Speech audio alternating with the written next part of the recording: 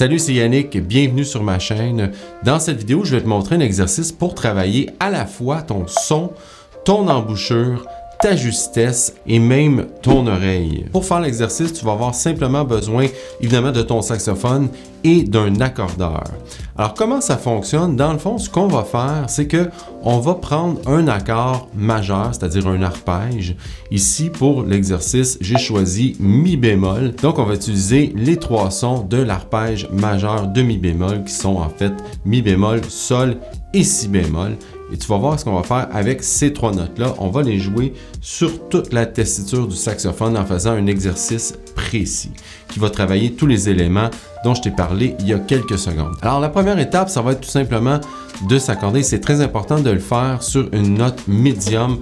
Pourquoi? Parce que le saxophone est un instrument extrêmement faux et dans les extrémités, on n'est pas nécessairement très juste. Donc l'exercice va commencer sur mi bémol grave puisqu'on est en mi bémol, mais je veux m'accorder sur une note qui est plus au milieu du saxophone, c'est-à-dire soit Do ou Si, comme tu veux, Si bémol, La, peu importe, en autant que ce soit pas mal dans le registre médium. Alors, par exemple, si je m'accorde sur ma note Do, ça donnerait ça.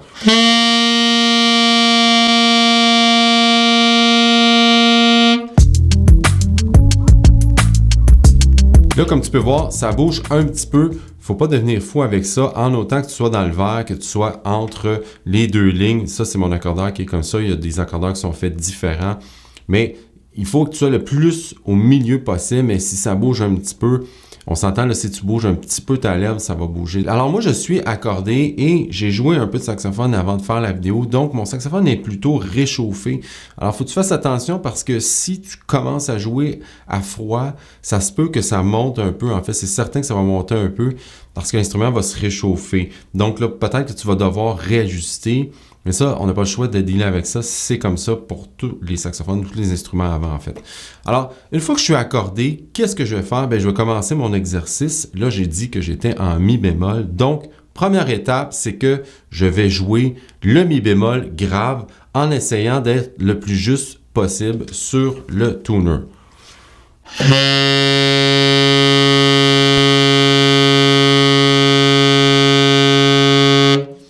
Si tu constates que ton tuner ou ton accordeur est plutôt bas, ce serait plutôt ce sens-là parce que là, je suis à l'envers, c'est très normal parce que en général, bon, le saxophone est un instrument qui est faux, mais dans les extrémités, en général, je dis bien, les notes graves vont être un peu plus basses, un peu plus flat, et les notes aiguës un peu plus sharp, un peu plus hautes, si tu veux. Alors, c'est ça qu'il faut ajuster avec ton embouchure, avec ta façon de jouer. C'est ça que cet exercice-là va venir corriger. Et ça, on n'a pas vraiment le choix de faire ça à un moment donné, sinon on va être faux et c'est pas agréable pour personne.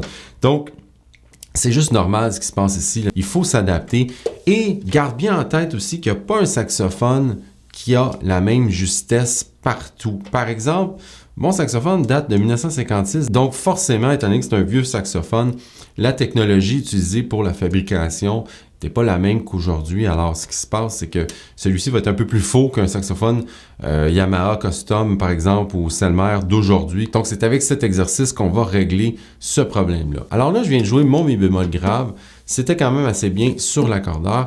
Maintenant, ce que je vais faire, c'est que je vais jouer la prochaine note de l'arpège qui est sol. En l'occurrence ici, mon sol médium. Et ça me donne une tierce majeure. Donc, je vais le jouer.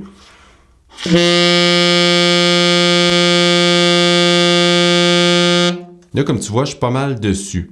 Et là, ce que je vais faire, c'est que je vais revenir à mon point de départ. Je vais toujours revenir, en fait, à mon mi bémol grave. Donc, je refais mon mi bémol grave.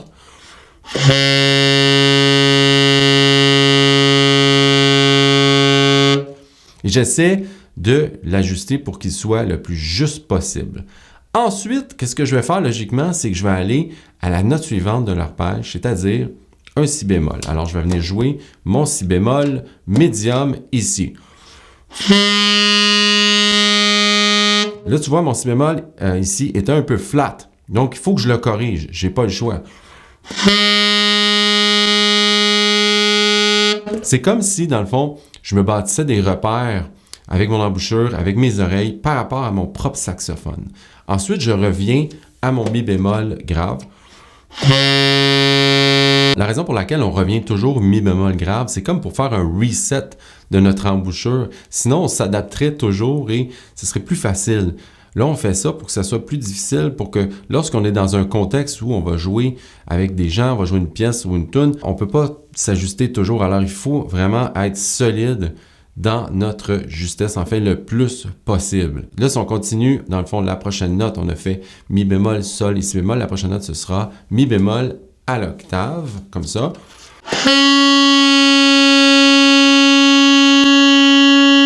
Moi, je sais que sur mon saxophone, Ré médium jusqu'à Fa médium, c'est un peu sharp, un peu aigu. Alors, c'est à moi de le corriger. C'est comme ça pour plusieurs saxophones, mais le mien particulièrement est comme ça, capricieux. Donc, il faut que je m'adapte. Alors, je fais mon mi bémol grave et mon mi bémol à l'octave simplement.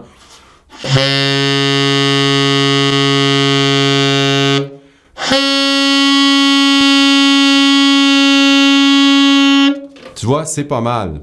OK? Il y a toujours place à l'amélioration, comme tu peux constater, mais je doute qu'il y ait quelqu'un qui soit entièrement parfait toujours sur l'accordeur. C'est presque impossible parce qu'il y a trop de facteurs qui influent là-dessus. Si tu es fatigué, si ton embouchure est fatiguée, si tu as une hanche qui est trop faible ou trop difficile. Alors, c'est vraiment, il faut que ça soit ajusté le plus souvent possible. Ça, c'est un exercice de son que je te conseille de faire le plus souvent possible.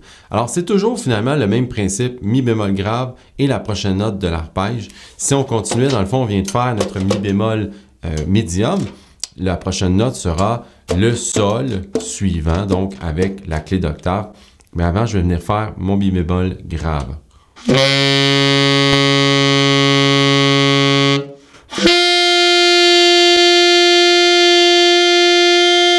Si je continue, je vais revenir faire mon mi bémol et là, je vais faire le si bémol aigu.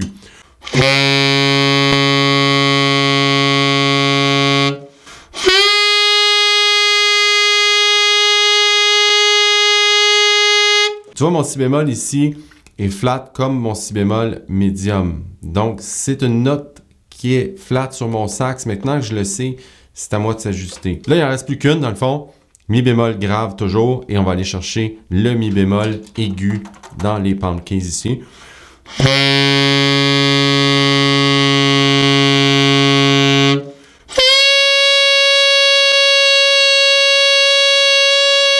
Si tu veux vraiment compléter l'exercice, il reste une note qui est plus grave que le mi bémol grave qu'on a fait, qui fait partie de l'arpège. Dans le fond, c'est le si bémol grave. Alors, je peux faire le même exercice ici.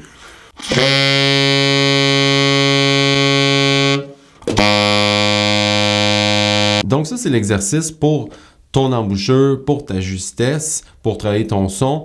Mais j'ai aussi dit que tu peux travailler ton oreille avec ça. Dans quel sens? C'est que en faisant les notes de l'arpège et en revenant toujours à la tonique, c'est-à-dire mi bémol pour ce cas-ci, tu peux porter une attention particulière aux intervalles que tu joues. Qu'est-ce que je veux dire? C'est que dans le fond, en jouant mi bémol, sol, c'est quoi l'intervalle? C'est une tierce majeure. En jouant mi bémol, si bémol, tu joues quoi comme intervalle? Tu joues une quinte. Et en faisant mi bémol, évidemment, c'est un octave. Et en faisant à l'octave, ça te donne une différente perception. Donc, tu vas faire mi bémol et, par exemple, mi bémol grave et si bémol aigu. Ici, avec la clé d'octave, ça te donne tout de même une quinte comme intervalle, mais une quinte un octave plus haut. Donc, tu as un octave plus une quinte. Ça, c'est super cool de faire ça parce que après, dans ta tête, tu vas pouvoir déjà entendre c'est quoi une tierce, c'est quoi une quinte. Tu peux commencer avec ça. Maintenant, on pourrait aller avec des septièmes et d'autres intervalles, mais c'est déjà une très, très, très bonne base. Alors, par exemple, dans un contexte d'improvisation, de savoir, d'entendre déjà dans ta tête c'est quoi les intervalles ici, les tierces, les quintes et les octaves, ça va beaucoup t'aider. Ça, tu peux le faire aussi après avoir fait l'exercice, chanter dans ta tête les intervalles. Ça va t'aider finalement dans tout ce que tu vas faire, tout ce que tu vas jouer. Je t'invite maintenant à aller voir la vidéo qui est juste ici où tu vas trouver un autre exercice extrêmement utile pour travailler ton son. Moi, je te dis à très bientôt dans une prochaine vidéo. Salut!